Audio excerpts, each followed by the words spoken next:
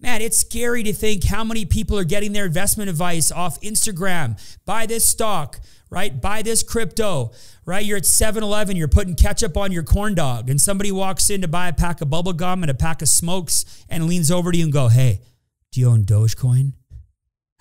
You bought some Ethereum yet? Are you in the real estate market yet? Right? Are you investing in index funds? Like, all those can be great in their own right, but have you done your own research? It's scary. It's like people are so lazy nowadays. They don't want to do any of their own research.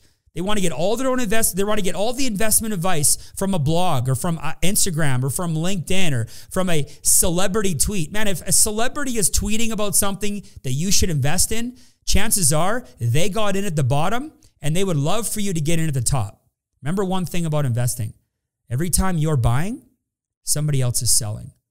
So ask yourself, why are they selling? And why are you buying? Hey everybody, welcome back to Momentum Money Podcast. My name is Steve Holbrook, and I'm super excited to be in the studio today talking about 5 investment strategies that have changed my life. Many of you know I built a large organization over the last 15 years in the investment industry. I have several hundred agents all across Canada and now in the US, and I get hit up almost every single day. People ask me all the time, Steve, what's your philosophy on investing in real estate? Right? Lately, every day it's been, what's your thoughts on investing in cryptocurrency or mutual funds or index funds? Listen, I want to talk to you today from my personal standpoint on 5 investment strategies that have changed my life. I believe that before you decide to get into real estate or cryptocurrency or investing of any kind, you need strategies. So I'm going to give you my personal strategies that have worked for me over the last 15 years. This is my advice. This isn't advice from my company. This isn't advice from my parents. This is my personal experience of investing that I want to share with you. So just before we get started, if you have not subscribed to my channel yet, what are you waiting for? Right? What are you waiting for? Go and subscribe. If you enjoy this episode, share it. Give it some love. If you're listening on iTunes or Spotify on podcasts, maybe it's time to subscribe, right? Maybe it's time to subscribe. And if you are a repeat offender and you are back by design, welcome back. We appreciate you and we love you. So I hope you're excited. You might want to get a notepad out. You might want to write some of this stuff down. Here we go. Let's get started.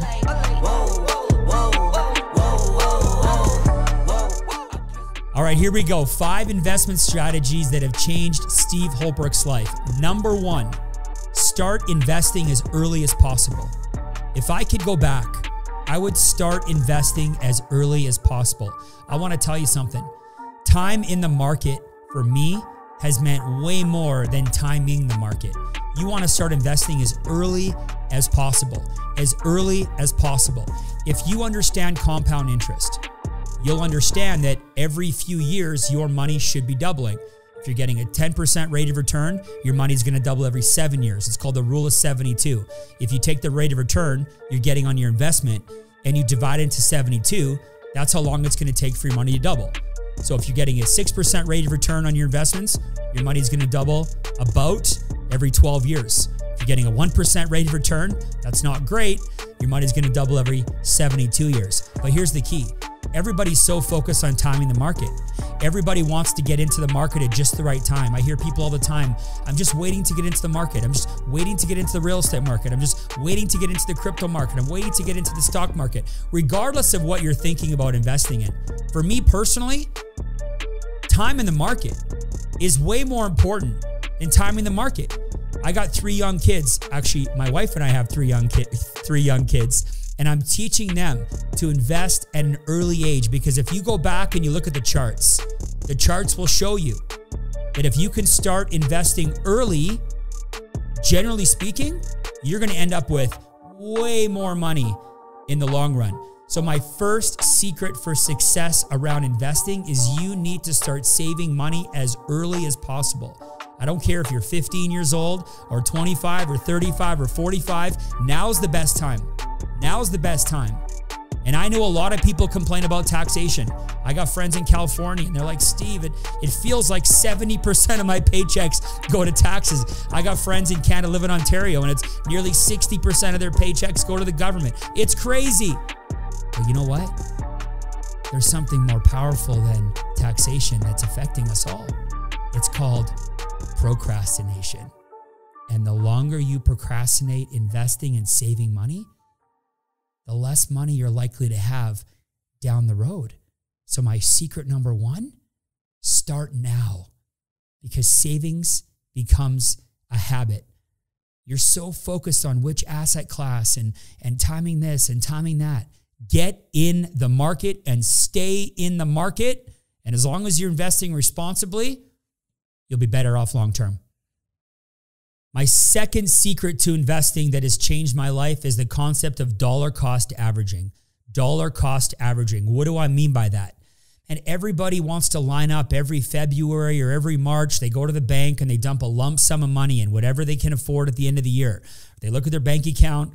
They see what's left after expenses. They haven't really had a game plan. Their accountant calls them and says, hey, throw 10 grand in your RSP or 401k. And then they invest that money. Man, dollar cost average. You should be saving money minimally on a monthly basis. I save money on a weekly basis. You want to know why? Few reasons. Number one, you set it and forget it. You set it and forget it. $200 a week, $300 a week, $1,000 a week, even $25 a week. If you have money leaving your bank account every Friday, right? Or even twice a month. First of all, you become the habit of saving money starts to get ingrained in your brain. To go from $25 a week to $100 a week doesn't seem like that big of a difference. So you should be saving money on a monthly basis. But also dollar cost averaging, what it does is you end up buying as the markets are fluctuating. So, hey, when the markets are going up, great, we're dollar cost averaging, we're buying units, they're going up in value. But when the market drops, most people are freaking out. Can you imagine if you lump sum once a year in February and you ended up buying at the peak of the market and the market drops and you're freaking out? And then by next February, the market's up again and you're buying at the peak again. What if you were buying units monthly? What if you were investing monthly? I have proven to myself that by dollar cost averaging over time, I have earned way more interest, and also the habit of saving money for me has been way more powerful by dollar cost averaging. You got to set it and you got to forget it. Set it and forget it. You know, I'm self-employed and I have an option to pay taxes at the end of the year. Well, I make too much money now. They make me pay quarterly, but I set money aside weekly to the government. Why? Not because I have to, because I want to get that money off my books, get it out of my account, either into a separate account or give it to the government. People say, well, Steve, why would you give the government money early when you could be earning interest on it? I want to get ahead of the game. I don't want to be scrambling for my tax money at the end of the year or scrambling at the end of the quarter. I want to be setting it aside on a weekly basis. Set it and forget it. This is how I was able to get wealthy. This is how I was able to never get behind on taxes. This is how I was able to save thousands and now 7 figures in savings, because the concept of dollar cost averaging. Set it aside on a monthly basis. You set it and you forget it. That's my second tip. My third strategy for investing is make sure your risk tolerance is in line with your long-term needs. What do I mean by that? Well, if you're investing in an asset class and you expect it to be at a certain point in 10, 20, 30 years, you need to make sure that there's a possibility that it could be worth that. You know, I meet a lot of people in their 20s and 30s and they're saving money into a bank account. It's earning less than 1%. And hey, if that's your strategy and that's your goal for that account, then fine. But there's a lot of people investing in things that aren't growing, and they have this fantasy of that money being available for them in retirement. But when they start doing the math on how much interest they're getting and how much money they're saving, it's going to be nowhere close to what they need it to be in retirement. So if you're buying real estate or you're buying mutual funds, you're buying cryptocurrency, regardless of what you're investing in, you need to make sure that there's a possibility, a calculated possibility. Again, you need to invest within your risk tolerance, and there's always questionnaires for that. You need to make sure you do the right job of that, but you got to make sure that what you're investing in even gives you a shot to be able to retire. Because if you're investing in something that's not growing at all, or there's no possibility of it growing, there's a real risk there too. You can be too risky with things, and you can be not risky enough, and sometimes both of them can hurt you equally. You really need to make sure that what you're investing in has potential to get you to where you need to be 10, 20, 30 years out. Certainly you're investing with a purpose. Certainly there's a reason you're saving money. If you don't have a reason to save money, if you don't have clarity on why you're saving money, you're eventually going to pull that money out, or you're going to do something crazy, off the chart, risky. You may risk it all. You might lose it. Or there's a chance you have no risk exposure at all, and the money doesn't grow. And the only person who wins there is the bank. They take your money at a low interest rate, and they lend it back to you on your credit card, and they get to win the money game over and over again. So make sure you understand what you're investing in, what the risks are, right? You got to take just the right amount of risk to get you to where you need to go. Because if not, the definition of insanity, you do the same thing over and over and over again. You're expecting different results. And how many people do we know entering retirement in their 60s or 70s or 80s haven't saved nearly enough money? If they could go back, I guarantee you they would do it different. That's my third strategy. My fourth investment strategy that has changed my life is understanding the tax environment that you're investing in. It's one thing to be saving money. It's one thing to be in line with your risk tolerance. It's one thing to be accumulating assets. But you don't get to keep everything you save. Depending on where that money is being saved, when you sell that asset, you may have to pay tax. So what's the tax bracket? Are you going to pay 50% tax when you withdraw? You can pay 25% tax. Do you even know which tax environment you're investing in? There's lots of different tax environments. And I'm not an accountant. You need to do your own research. But some investments, when you cash them out, you're going to pay income tax to whatever level that means to you. Some investments you cash out, there'll be capital gains tax. There's some investments you make where every year there's a bit of a taxable disposition, and that's going to erode your gains over time. There's some things you invest in where the tax is deferred, but there's a bomb on the back end. And there's other vehicles that you invest in with after-tax money, but there's no tax on the growth. Do you fully understand the tax implications of the asset that you're investing in? Before you all get hot and bothered with real estate, or again, hot and bothered investing in the market, you really need to understand when you go to withdraw that asset or you go to sell that asset, how much do you get to keep? It's not how much you gain, it's how much you get to keep. That's the game. You make it. They tax it. You spend it. They tax it. You die. They tax it. Taxation plays a huge role on how much money we get to keep. So my fourth tip is really understanding the tax environment that you're saving money in. I am dialed in to what all the tax implications of all my investments and all my asset class are going to mean to me and my family. Whether I live and withdraw it, if I die and it passes on, or my wife and I both die, it passes on to our kids. I'm very aware what I'm worth alive and what I'm worth dead after taxation. But if you haven't taken the time to figure out taxation, there's a possibility you could work your entire life, try and save every dollar you can, be as frugal as you possibly can, only to end up in retirement and give half of it away to the government. You look back on that, you go, what the heck were we doing? We weren't paying attention to Steve's fourth pro tip on investing. And the last investment strategy that has changed my life is this. Never invest in anything from advice from somebody who has no idea what they're talking about. You should always do your own homework. You should always do your own research. Man, it's scary to think how many people are getting their investment advice off Instagram. Buy this stock, right? Buy this crypto, right? You're at 7-Eleven, you're putting ketchup on your corn dog, and somebody walks in to buy a pack of bubble gum and a pack of smokes and leans over to you and go, hey, do you own Dogecoin?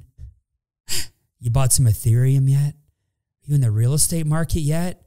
Right? Are you investing in index funds? Like, all those can be great in their own right. But have you done your own research? It's scary. It's like people are so lazy nowadays.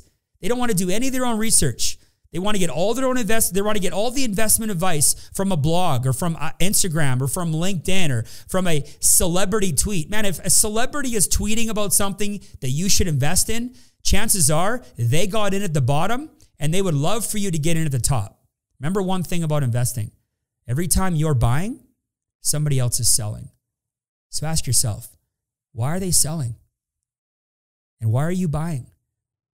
You know, it was a couple of weeks ago, I was joking with my dad, and man, I love my mom to death. My mom, I was listening. My mom called my dad up and said, hey, Mal, have you heard of Dogecoin, right? Dogecoin, which is a cryptocurrency. And I turned to my dad and I said, oh boy, if my mom is asking about cryptocurrency, there must be a correction coming. But guess what? Guess what? When everybody's talking about things, when there's euphoria around a certain asset class, and everybody's getting in, if you don't do your own research, you might be the last one holding the bag. I remember that in the real estate market around 2008 in Calgary, actually 2007, all the home prices were skyrocketing. All the equity was going up like 20, 30% a year. And I had a bunch of buddies that quit their jobs. They bought a bunch of rental properties and everybody was a real estate developer. Man, in 2007 in my city in Calgary, if you weren't in the oil and gas industry or you weren't a real estate developer, you were made to feel a little bit like a loser. But guess what happened? All the people that I know, they got in at the top of the real estate boom. They quit their job. They bought the properties at the peak. They went all in on something they had no idea about. And guess what happened in 2008? Bam. I know so many of my friends that lost everything. Upside down on their homes. Some of their loans got called. And guess what? It took them 10 years to recover. Just last week in the cryptocurrency market, there's a huge drop in the market. Guess what happened? The market dropped. There was a lot of people that were buying crypto on margin. And a lot of loans got called. And I know some people that got liquidated out of all their crypto assets. They lost everything, their life savings, because they were borrowing to invest, which is risky in its own right, borrowing to invest in an asset class they knew nothing about on speculation. And the people that were telling them to get in had already got in several years ago. They already made their gains. People were getting in on euphoria. And the market crashed. They lost everything. I'm not saying that crypto is not a good investment for you or that real estate's not a good investment for you. You got to do your own research. What I'm saying is stop taking your advice from Instagram and start doing your own work and make sure that you have a game plan. You have a strategy for investing. What's your long-term game plan? And are you willing to take some risk? What's your worst case scenario? What's your long-term game plan? Are you saving money on a monthly basis or are you lazy and trying to hit a home run? And those 5 investment strategies for me over my investing career have saved me so many times. Now, don't get me wrong. I've gotten caught on each one of those 5 before. Luckily, I've never lost my life savings, right? I've never done anything so crazy that set my entire family back. But I know so many people that have gotten into so much trouble because they were the last one holding the bag. And just when that asset class, just as it was peaking, and it was just at the peak of the euphoria, and they were just getting in, didn't do their own research, didn't have a long-term outlook, didn't match their risk with their long-term plan, and bam, it dropped. And it's going to take them 15, 20 years to recover. One of my favorite quotes from Warren Buffett is this: you got to be fearful when people are greedy, and you got to be greedy when people are fearful. Think about it. Before you invest, you need to do your own research. And you need to decide, is that asset class in line with where you want to be? But investing can be fun. It can be amazing. And it can change your life if you invest the right amount of time before you invest your money. So I appreciate you guys. I hope you guys got some value to this. This fires me up, this topic. I love saving money. I love investing for the future. If you guys have any questions for me, make sure you put them in the comments. I appreciate you being here today on Momentum Monday podcast, and we'll see you next time. Thanks, everybody.